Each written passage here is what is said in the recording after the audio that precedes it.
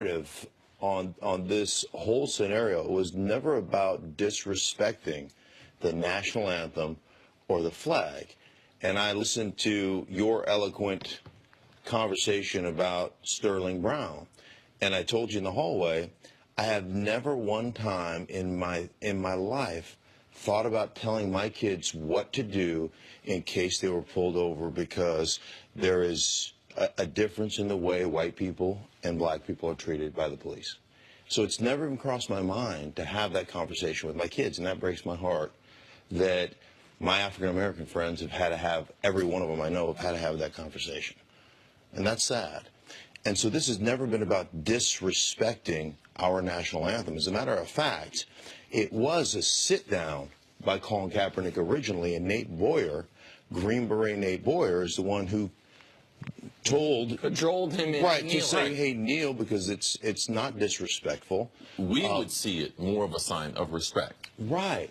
And so, but again, the narrative, right? What was the tee-up question that you just asked me? What was the narrative is that it's disrespectful to our country or to our anthem, and that has never been the intent from Colin Kaepernick or any of the other players. It's really to draw awareness to what we just saw with Sterling Brown, who on a traffic violation got tased by the Milwaukee police.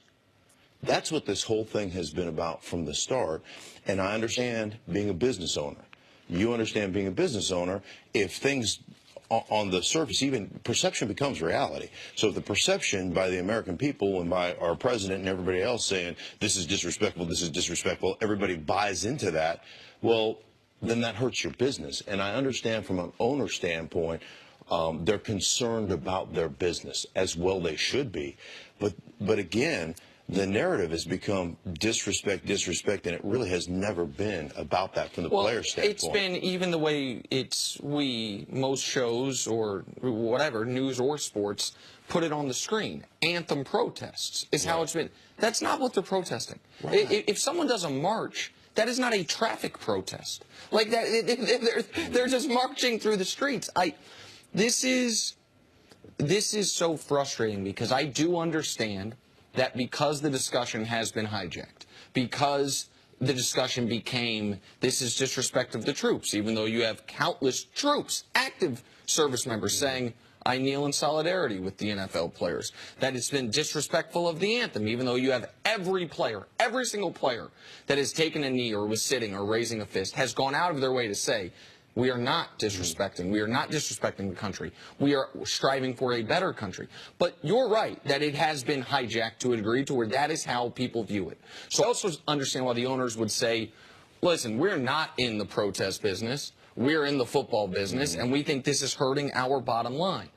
What is so incredibly frustrating to me is I truly believe in my heart that the people angriest about this, the loudest people, whether it's politicians or football fans or just television viewers, they are not angry about how the players are protesting.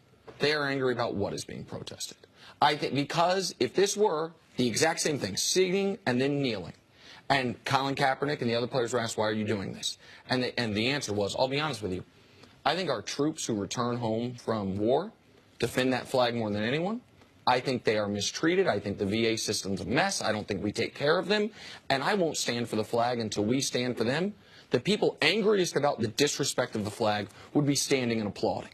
The problem is not the method of protest. The problem has always been what they're protesting. And there's always been resistance in this country from the predominantly white power structure to any form of black protest advocating for equal rights. And the anger gets even greater when it's theoretically black folks who have made it, prominent black people, when the answer's always been, what do you got to be mad about? You're rich, you're famous, you could be a pro football player. Ignoring the fact that there's iron's not lost to me. Sterling Brown might not be rich yet, but NBA player, none of it matters. None of it changes in those moments for what they're protesting. And so I understand why the NFL did what they did. It breaks my heart that in this country this couldn't have been a unifying thing. It breaks my heart that people couldn't say we all should strive for a more just place, a more just police force, a more just treatment of all of our citizens. But we're not there. We're not even close to being there. No, we're not there. I'm not surprised. I know the ownership of the National Football League. This is what I expected them to do. And I expected them to try to do it also without it being collectively bargained. You know, I can understand them with being the owners of the business. They could do what's best for the business. But you're in business with the players. It's a partnership. Everything's been collectively bargained. And to think that you could change the rules without them having some type of say, I'm not surprised at all. But at this point, last year, the owners did something monumental. They made a contribution, almost $100 million to the Players Coalition, to all the causes, to all these players, Malcolm Jenkins, Doug Baldwin, all the great things these guys are doing. Now, it's just going to be just an afterthought. Like, we'll never talk about that contribution they made because it should have been followed up with something. $90 million should have been followed up with a policy that took the players' voice in mind, that they did care. So for me, just like the Sterling Brown, this is just evidence. I know that they don't care. I know they don't care, and yesterday what they did was even more evidence of that. What about the policy itself? Is there anything to the fact that players are allowed to stay in the locker room, or if they want to protest, can stay in the locker room, that now this turns maybe a little bit more turmoil rather than unity because you're going to have different fractions on teams who are in and are out? I mean, does it actually solve the issue that the NFL intended to when it was first laid out? Well, the issue certainly won't be solved. I mean, they're just trying. I mean, the $90 million looks more like hush money than it looks like a partnership now. Yes. Right? Just keep your mouth shut. Here's $90 million, and let's make sure that we don't mess with our business. I don't believe that. I mean, if a bunch of guys are out of the locker room, you know, we'll have counters. You know, we'll have somebody going, okay, you know, so-and-so and so-and-so and so-and-so was not out there, you know. And so I don't think it alleviates the issue. It puts. So what does it do? It closes a drape on a messy bedroom. It closes people come over to your house and your kid's bedroom's a mess and you ask them to clean up and they didn't. What do? Do you leave the doors open or do you shut them? You shut them and say, oh, that room's off limits right now.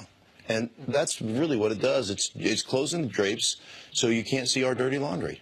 And this issue will continue to be exploited for profit and for divisive purposes from people who think they can benefit from it. There will be people counting who is out of the locker room, who is not, because for good or for bad, the most powerful person in this country, the President of the United States, he said this morning, right after the show started, that if you're not standing for the anthem, not only should you not be able to play in the NFL, maybe you shouldn't be allowed to live in the country.